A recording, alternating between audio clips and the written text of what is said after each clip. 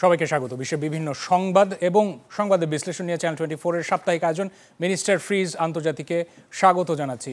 আপনাদের সাথে রয়েছি আমি রহমান রাশেদ। এমপি আনার খুনের মাস্টার মাইন্ড আখতারুজ্জামান শাহিনকে গ্রেপ্তারে ইন্টারপোলের সাহায্য নেবে ডিবি। এই তথ্য নিশ্চিত করেছেন ডিবি প্রধান হারুনুর রশিদ। শাহজালাল আন্তর্জাতিক বিমানবন্দরে সাংবাদিকদের সাথে তিনি কথা বলেছেন। কথা বলার প্রসঙ্গে তিনি বলেছেন শাহিন যুক্তরাষ্ট্রে পালিয়েছে বলে তারা ধারণা করছেন এবং মূল পরিকল্পনাকারীকে ধরতে আবেদন করা হবে আইজিপির মাধ্যমে। গোয়েন্দা প্রধানের নেতৃত্বে বেলা 11:30টার দিকে কলকাতা পৌঁছায় প্রতিনিধি দলটি। অন্য দুই সদস্য হচ্ছেন ওয়ারি বিভাগের উপকমিশনার মোহাম্মদ আব্দুল আহাদ এবং সহকারী উপকমিশনার শাহিদুর রহমান। অনেক তথ্যই আমরা দুই দেশের মধ্যে আদান প্রদান আমরা করেছি। আমরা পর্যায়ক্রমে গৃহ ভিত্তিক থেকে শুরু করে আমরা সিসিটিভি অ্যানালাইজ এবং আমরা যে স্থানগুলি পরিদর্শন, বিভিন্ন বিষয়গুলি আমরা পরিদর্শন করার ইচ্ছা আমরা পোষণ করি। এখন আমাদের প্রাথমিক কাজ হচ্ছে ওনাদের সাথে কমিউনিকেশন করা। আমাদের বাংলাদেশের পার্টনাররা আমাদেরকে এসেছেন, আমাদের রিসিভ করেছেন। আমরা একসাথে এখন হোটেলে যাব। হোটেলে গিয়ে আমরা আমাদের পরবর্তী কার্যক্রমটা কী হবে সেটা আমরা সিলেক্ট করব। এর আগে গণমাধ্যমের খবর প্রচার অনুযায়ী ঝিনাইদহ 4 আসনের এমপি আনোয়ারুল আজিম আনার তিনি গত 12 মে দর্শনা সীমান্ত হয়ে কলকাতা যান। এর পরবর্তীতে গত 22 মে দুই দেশের পুলিশ খুন হবার বিষয়টি নিশ্চিত করেন। এখন পর্যন্ত দুই দেশের পুলিশ তদন্ত কার্যক্রম চালিয়ে যাচ্ছে। আমরা এই ব্যাপারে কথা বলতে আজকে স্টুডিওতে আমন্ত্রণ জানিয়েছি সাবেক সচিব এবং সাবেক আইজিপি মোহাম্মদ নুরুল হুদাকে। জনাব মোহাম্মদ নুরুল হুদা, স্বাগত জানাচ্ছি, স্টুডিওতে স্বাগত জানাচ্ছি। আমরা শুরুতে তার আগে আপনার অনুমতি নিতে চাই, দর্শকদেরকে জানিয়ে রাখতে চাই যে আমাদের কলকাতায় প্রতিনিধি রয়েছেন শুভজিৎ পুততুন্ডু, যিনি কিনা বিভিন্ন সময় আমাদেরকে এই তদন্তের অগ্রগতি সম্পর্কে এবং সেখানকার পরিস্থিতি নিয়ে আমাদেরকে জানিয়ে আসছেন, দর্শকদের জানিয়ে আসছেন। শুভজিৎ পুততুন্ডুর কাছে আয়োজনের শুরুতে একটু যাব। শুভজিৎ, আশা করছি আমার কথা শুনতে পাচ্ছেন। কলকাতার সিআইডি বারংবার চেষ্টা করে যাচ্ছেন যে লাশের কোনো খণ্ডিত অংশ উদ্ধার করা সম্ভব হয়েছে কিনা। একটু জানাবেন যে সর্বশেষ কি তথ্য রয়েছে, কতটুকু অগ্রগতি হলো সেখানে। প্রথমেই বলে রাখি যে আজকে চতুর্থবারের মতো যে খণ্ডিত যে দেহাংশ খোঁজে কিন্তু বাগজোলা খালে আবারও তল্লাশি চালানো হয়েছে। আবহাওয়া প্রতিকূল, যার ফলে যে বাগজোলা খালের বেশিরভাগ যে জলের স্রোত সেটা কিন্তু নামে দক্ষিণ কলকাতার অংশ থেকে, ফলে বাগজোলা খাল নদীর আকার নিয়েছে এবং সেখানে জাল ফেলে বা যেখানে তল্লাশি ডুবুরি নামিয়ে তল্লাশি চালিয়ে এই মুহূর্তে কিছু পাওয়ার মতো যে কোনো পরিস্থিতি নেই, এটা কিন্তু পরিষ্কার। একটা সবচেয়ে বড় কথা বলে রাখি রাশেদ, যে কলকাতা পুলিশের আন্ডারে ঠিক আসে না, তারপরেও যদি আপনি বলি কলকাতা পুলিশ, নিউ টাউন থানার পুলিশ এবং সবচেয়ে বড় কথা একদম ব্যারাকপুর কমিশনারেট, বড়নগর থানার পুলিশ, যাদের কাছে প্রথম জিডিটা হয়েছিল, এরা কিন্তু অনেকটা মূল্যবান সময় নষ্ট করে ফেলেছে। যে সময়টুকুর মধ্যে জিডি করে এই লাশের টুকরো খুঁজে পাওয়ার সম্ভাবনা ছিল বা ন্যূনতম একটা যে একজন আইন প্রণেতা, একজন সাংসদ তিনি নিখোঁজ হয়ে গেছেন, তাও নিজের দেশের ঠিক নয়, প্রতিবেশী দেশের, যে ঘটনা একেবারে বিরল ঘটনা। সাধারণত এই ধরনের জিডি আসার পরেই কিন্তু একদম বেঙ্গল পুলিশের তৎপর হয়ে যাওয়া উচিত ছিল। তাদের উচিত ছিল সার্চ এবং রেস্কিউ অপারেশনটা আরো বড়ভাবে চালানো, যেটা আমরা দেখেছি অনেক ক্ষেত্রে সেন্ট্রাল আইবি করেছে। একদম নাম করে বলছি, যেটা ভারত সরকার অনেক ক্ষেত্রে চায় না, যে সেন্ট্রাল আইবি কিন্তু ব্যাপকভাবে প্রায় একটা বিশাল টিম তৈরি করে প্রথম দিন থেকে আমরা দেখেছি একদম গোপাল বিশ্বাসের বাড়ির চারপাশ থেকে তাদের ঘুরতে দেখেছি। একেবারে যেসব এলাকায় সন্দেহভাজন এলাকা করা হয়েছিল, যেসব এলাকায় সাংসদ থাকতে পারে, সেন্ট্রাল যেভাবে অ্যাক্টিভ হয়েছে স্টেট সেভাবে অ্যাক্টিভ হয়নি, যার ফলে একেবারে যে খুনিরা তার একটা বড় সময় হাতে পেয়ে গিয়েছিল। একটা পোস্টের মানুষ, তার নিরাপত্তার একটা প্রশ্ন চলে আসছে।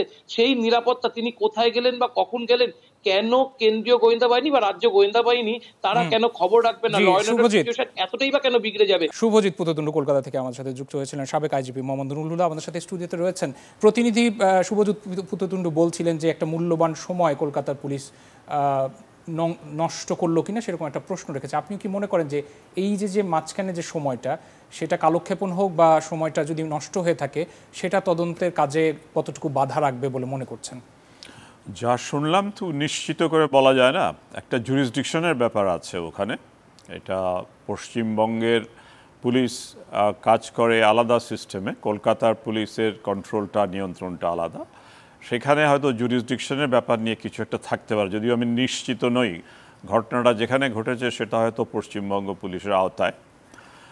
আর ওনাদের একটা কথা বললেন যে ওনাদের নির্বাচন নিয়ে অনেক ব্যস্ততা আছে, এই সময় তারা অ্যাটেনশন দিতে পারেনি। সেইগুলো অবশ্য আমাদের পক্ষে মন্তব্য করার সম্ভব না, না জেনে আর কি।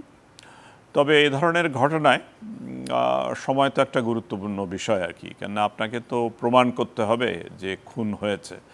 তো খুন হয়তো মৌখিক যে সমস্ত সাক্ষী আছে এবং কিছু মেটেরিয়ালস হয়তো যেগুলো যদি পাওয়া যেয়ে থাকে, যেমন শোনা হচ্ছে রক্তের ছাপ, রক্তের জায়গা, এগুলো দেখে ধারণা করা যেতে পারে হয়তো খুন হয়েছে। কিন্তু খুনের চার্জটা, খুনের অভিযোগটা সম্পূর্ণভাবে স্ট্যাবলিশ করতে হলে ডেড বডিটা পেতে হবে। সেই জন্যে অবশ্য তাতে করে যারা অপরাধী তাদের সাজা দিতে কোনো অসুবিধা নাই, কেননা এখানে বাংলাদেশে আমাদের যে কেসটা হয়েছে 364 এবং 34 ধারায়, মানে কমন ইন্টেনশনে একদল লোক অ্যাবডাকশন করেছে খুন করার উদ্দেশ্যে। তো সেইটা যদি স্ট্যাবলিশ হয় চার্জশিট হবে, আর যদি ডেড বডি পাওয়া যায় তাহলে 364 এবং 302 ধারায় অভিযোগপত্র বা চার্জশিট দেওয়া যাবে। তো সেটা তো তদন্ত চলছে এখন, তদন্ত এই পর্যায়ে বলা যাচ্ছে না, ভবিষ্যতে বলা যাবে। এই তদন্ত কাজে দুই দেশের পুলিশই সক্রিয় অবস্থায় রয়েছে এবং বাংলাদেশ থেকে আজকে ডিবির একটি প্রতিনিধি দল কলকাতায় গিয়ে পৌঁছেছে। এয়ারপোর্টে কথা হয়েছে, ডিবি প্রধান সেখানে গণমাধ্যমের সাথে কথা বলেছেন। তিনি নিশ্চিত করেছেন যে এই এমপি আনার খুনের মাস্টারমাইন্ড আখতারুজ্জামান শাহীন, যিনি কিনা ধারণা করা হচ্ছে যিনি যুক্তরাষ্ট্রে পালিয়ে গেছেন, তাকে ফেরত আনতে বা গ্রেপ্তারে ইন্টারপোলের সহায়তা নেবে ডিবি, এমনটি তিনি নিশ্চিত করেছেন। সেই ক্ষেত্রে আসামির অবস্থান শনাক্ত করে ফিরিয়ে আনার প্রক্রিয়াটা কী হবে বলে মনে করেন? আমরা ইন্টারপোলের সহায়তা নিশ্চয়ই নিতে পারি, বিকজ ইন্টারপোলের সদস্য যুক্তরাষ্ট্র, ইন্টারপোলের সদস্য বাংলাদেশও, এবং তবে ইন্টারপোলের আগেও দুই দেশে দ্বিপাক্ষিক বন্দোবস্তেও এগুলো আনা যায়, মিউচুয়াল লিগ্যাল অ্যাসিস্ট্যান্সের আওতায় দুই দেশ থেকে আনা যায় আর কি।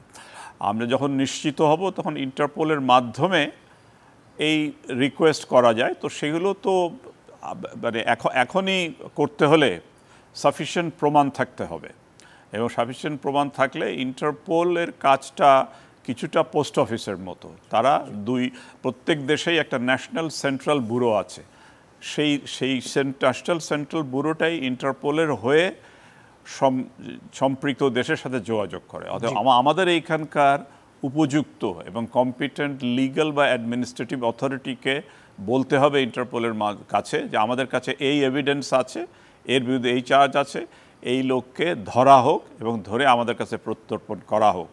কিন্তু আসল হবে যার কাছে আমি চাচ্ছি, এই ক্ষেত্রে যদি যুক্তরাষ্ট্র হয়, যুক্তরাষ্ট্রে যেখানে সে থাকে, যেখানে পাওয়া যাবে, সেইখানকার জুডিশিয়াল অথরিটিকে স্যাটিসফাইড হতে হবে যে এর বিরুদ্ধে ক্রেডিবল, বিশ্বাসযোগ্য এভিডেন্স আছে তাকে প্রত্যর্পণ করবার মতো।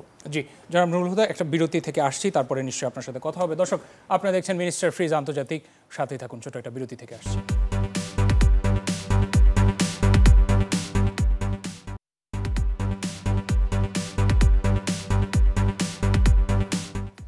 আর একবার স্বাগত জানাচ্ছি মিনিস্টার ফ্রিজ আন্তর্জাতিক। দেখছেন এমপি আনার খুনের রহস্য উদ্ঘাটনে কথা হচ্ছিল সাবেক আইজিপি মোহাম্মদ নুরুল হুদা আমাদের সাথে স্টুডিওতে রয়েছেন। জনাব নুরুল হুদা, আপনার কাছে আরেকবার যাই। আরেকজন সহযোগী সিয়াম, মনে করা হচ্ছে যে তিনি ভারতের সীমানা পার হয়ে নেপালে অবস্থান করছেন। এই অবস্থায় ডিবি বা কলকাতার সিআইডি যারা তদন্ত কাজ করছেন তাদের জন্য এই পুরো প্রক্রিয়াটা কতটা জটিল হয়ে যাবে, যেহেতু এখানে ইন্টারপোলেরও সহায়তা নিতে হবে বলে আমরা জেনেছি? না, জটিলতার কিছু নাই। তারা ইন্টারপোলের সাহায্য নিতে পারেন। ইন্টারপোলের সাহায্য ছাড়াও সংশ্লিষ্ট দেশের যে অথরিটি আছেন যারা, তাদের আমি যেটা আগেই বলেছি যে মিউচুয়াল লিগ্যাল অ্যাসিস্ট্যান্স থাকে এটা, এবং মিউচুয়াল লিগ্যাল অ্যাসিস্ট্যান্সের আওতায় বাংলাদেশে এর আগেও আমরা অন্য জায়গা থেকে অপরাধীদের নিয়ে এসেছি, আমরাও দিয়েছি আর কি। তো তাদের সাথে যোগাযোগ করা যেতে পারে। অপরাধ তো দুই জায়গায় ঘটেছে। বাংলাদেশে এই যে অপহরণের অভিযোগ আছে, কলকাতায় খুনের অভিযোগ আছে, অতএব দুই জায়গায় তদন্ত হতে পারে, তাতে কোনো অসুবিধা নাই আর কি। যেটুকুর বিচার যেখানে হওয়া দরকার সেটা সেখানে হবে, এবং তারপরে আমাদের কেস কানেকশানে যদি আমাদের আসামি থাকে তো সেই আসামিকে ওই ভারত সরকার প্রত্যর্পণ করবেন। আমরা যদি ওই মিউচুয়াল লিগ্যাল অ্যাসিস্ট্যান্সের মাধ্যমে যাই, আমরা ইন্টারপোলের মাধ্যমে যেতে চাই, কোনটায় যাব সেটা আমার মনে হয় সরকার স্বরাষ্ট্র মন্ত্রণালয়ের মাধ্যমেই ঠিক করবেন। এর আগে দেখেছি আমরা যে আইন শৃঙ্খলা বাহিনী এর আগেও তো বিভিন্ন সময় ইন্টারপোলের দ্বারস্থ হয়েছে বা তাদের সহায়তা নিয়েছে। সেই ক্ষেত্রে এই প্রক্রিয়াটা কতটুকু সময় সাপেক্ষ বলে মনে করেন? না, খুব সময় সাপেক্ষ। আপনাকে একটা কাগজপত্র দিতে হবে যে অভিযোগটা কি, অভিযোগের সপক্ষে সাক্ষী কি, কারা সাক্ষী প্রমাণ দেবেন, পুরো একটা কেস ডকেটের মতো এবং প্রফর্মাই আছে, আপনাকে সেগুলো ফিল আপ করে দিতে হবে। সেই ফিল আপ করে ইন্টারপোলের সন্তুষ্টির জন্য দিতে হবে, কিন্তু ইন্টারপোলের সন্তুষ্টিটা কিন্তু বড় না। ইন্টারপোল যখন আবার সেই রিকোয়েস্টটা যে দেশ যার কাছে চাচ্ছি সেই দেশের জুডিশিয়াল অথরিটি এবং তাদের যে অ্যাডমিনিস্ট্রেটিভ অথরিটি তাদেরকে সন্তুষ্ট হতে হবে। তারা সন্তুষ্ট হলেই তখন তারা এইটা হ্যান্ড ওভার করে দেবেন। হ্যান্ড ওভার করা তো নিয়ে আসা কোনো কঠিন কাজ না আর কি। আমরা আরেকটা বিরতি থেকে আসছি, বিরতির পরে আপনার সাথে আবার কথোপকথনে যাব। সাবেক আইজিপি মোহাম্মদ নুরুল হুদা আমাদের সাথে রয়েছেন। আপনারা দেখছেন চ্যানেল 24-এর সাপ্তাহিক আয়োজন মিনিস্টার ফ্রিজ আন্তর্জাতিক। সাথে থাকুন, আরেকটা বিরতির সময় হলো।